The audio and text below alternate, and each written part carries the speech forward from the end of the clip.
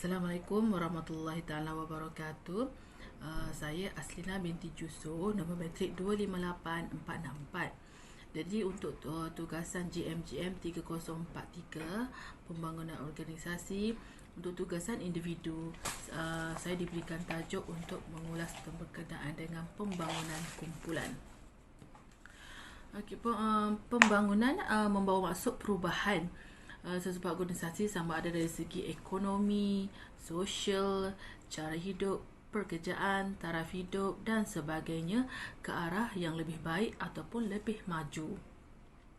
Manakala organisasi pula adalah kumpulan manusia yang bergerak atau bertindak menuju matlamat yang sama, iaitu mengikut MNA 2004. Pembangunan organisasi adalah merupakan proses melaksanakan perubahan organisasi secara sistematik dan terancang yang bertujuan untuk meningkatkan prestasi dengan memberikan fokus utama kepada tahap organisasi dan hubung kaitnya dengan individu.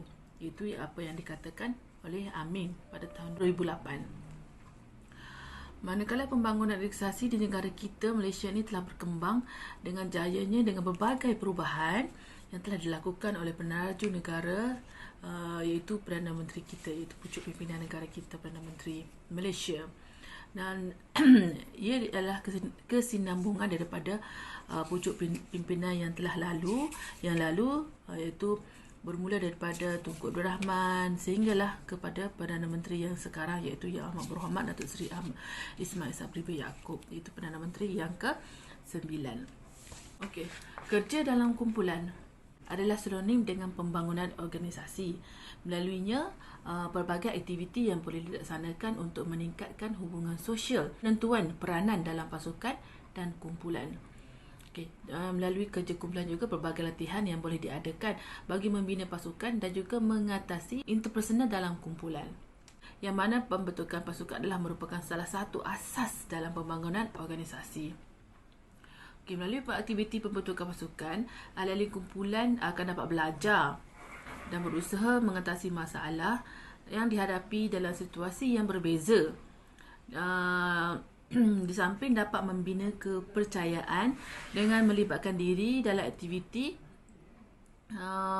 yang bukan sahaja dari sebahagian daripada apa yang biasa dilakukan oleh mereka seharian sebagai perkongsian dalam pasukan mereka.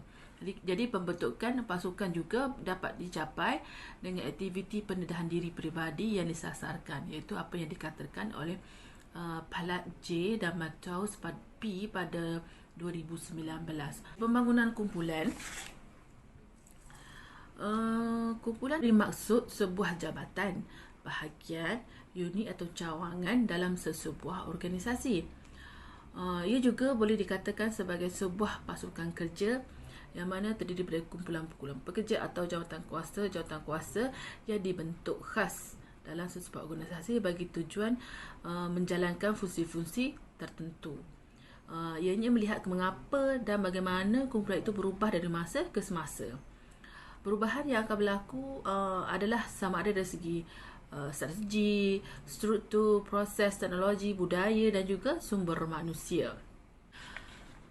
Mengikut Muhammad Yaakob 2019, terdapat dua jenis kumpulan dalam organisasi, iaitu kumpulan kerja formal untuk menyelesaikan sesuatu isu yang berbangkit ataupun sesuatu tugas khas. Contohnya seperti dalam pasukan polis dan juga pasukan-pasukan beruniform seperti tentera dan sebagainya lah. Contohnya seperti penubuhan pasukan khas ketika peristiwa pencerobohan Lahad Datu. Tu kumpulan khas ditubuhkan bagi menyiasat kes-kes yang melibatkan orang-orang kenamaan, pasukan khas bagi operasi-operasi lain juga. Jadi ianya kebiasaannya dikaitkan dengan badan-badan uniform seperti tentera dan polis dan lain-lain agensi lagi lah, apabila berlakunya sesuatu perkara atau peristiwa. Yang keduanya ialah kelab, iaitu kumpulan kelab, iaitu kumpulan yang tidak formal, iaitu ditubuhkan berdasarkan kepada minat ataupun berdasarkan kepada berlakunya sesuatu situasi, contohnya seperti kelak berbasikal, kelak memasak, kelak pendaki, kelak pemilik kereta azhar, kelak sukarelawan banjir, kelak amal, pengurusan jenazah COVID dan banyak lagi lah yang berfungsi sebagai medan untuk mengadakan perjumpaan bagi sesuatu aktiviti. Teori dan model, dalam kes ini saya menggunakan pendekatan teori model sistem Stewart Tapp, 4 fasa, iaitu fasa orientasi, fasa konflik, fasa konsensus dan fasa penutupan. Ya, fasa orientasi ialah fasa di mana ahli-ahli kumpulan bertindak untuk mengenali antara satu sama lain. Antara ahli-ahli kumpulannya, pada peringkat ini mereka akan mengenal pasti jurang dan permasalahan yang timbul dan mengenal pasti batasan serta peluang yang wujud.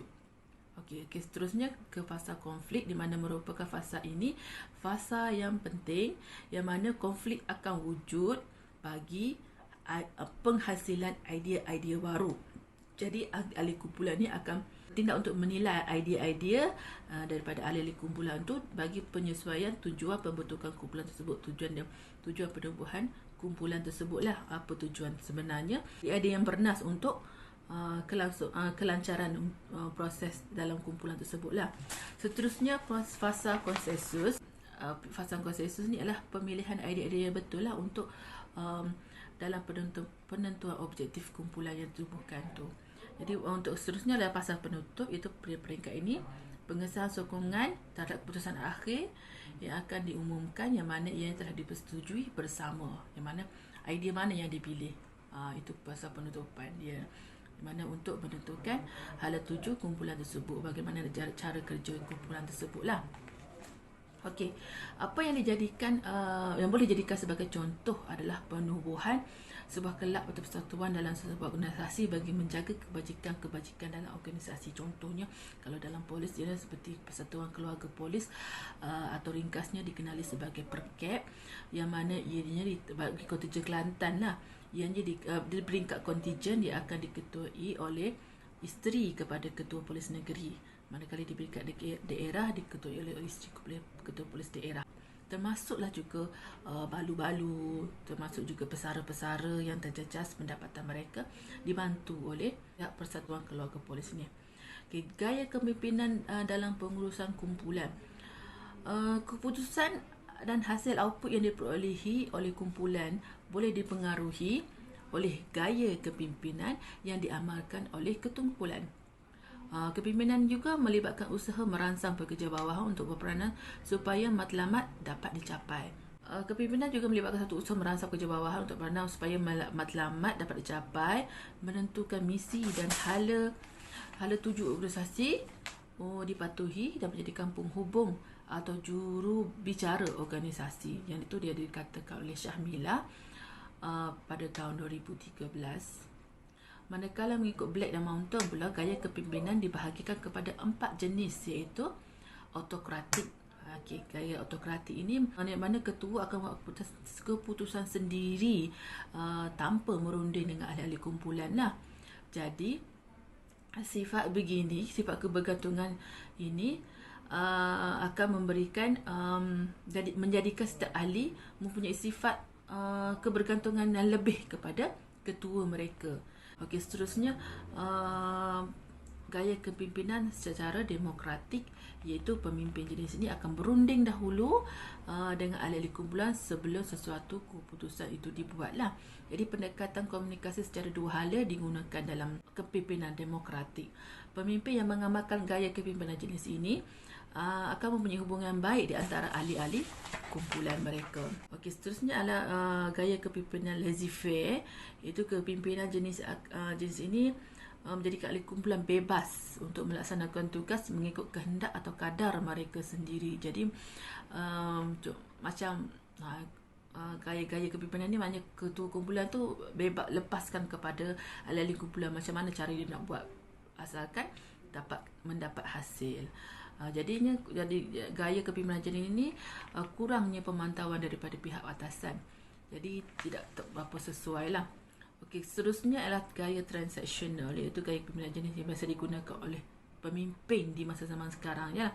Di mana biasanya pemimpin jenis ini akan pendekatan atau kaedah ganjaran atau hukuman untuk mendapatkan keputusan di kalangan ahli kumpulan. Dengan itu, dengan adanya ganjaran, maknanya akan memberikan suntikan semangat untuk ahli-ahli kumpulan menghasilkan produktiviti ataupun hasil yang terbaik. Okey, seterusnya kesimpulan. Pembentukan kumpulan ni mampu menghasilkan yang terbaik mengikut kehendak yang ditetapkan oleh organisasi. Ia juga akan mempengaruhi proses pembuatan keputusan oleh pihak pentadbir dengan idea-idea, pendapat serta cadangan oleh ahli-ahli kumpulan yang secara tidak langsungnya akan meningkatkan produktiviti melalui penglibatan semua ahli kumpulan. Jadi pihak organisasi juga dapat mengagihkan tugas mengikut keperluan organisasi kepada kumpulan-kumpulan yang dilantik. Okey, ini akan memudahkan atau melancarkan lagi perjalanan dan penyelesaian tugas dengan mewujudkan kumpulan tugas yang spesifik mengikut kehendak matlamat organisasi lah. Jadi keputusan yang dihasilkan oleh kumpulan adalah merupakan satu pendekatan yang meluas di dalam organisasi, sama ada organisasi kerajaan ataupun swasta. Walau bagaimanapun, penggunaan atau pemilihan kaedah pelaksanaan yang betul dan efektif akan memberi kesan kepada keberkesanan pembuatan keputusan tersebut.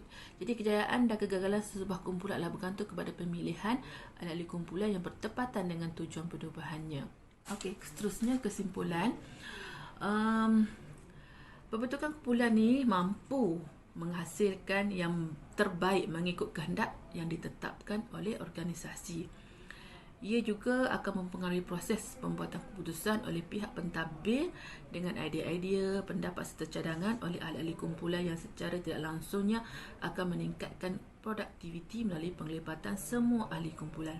Jadi pihak organisasi juga dapat mengagihkan tugas mengikut keperluan organisasi kepada kumpulan-kumpulan yang dilantik.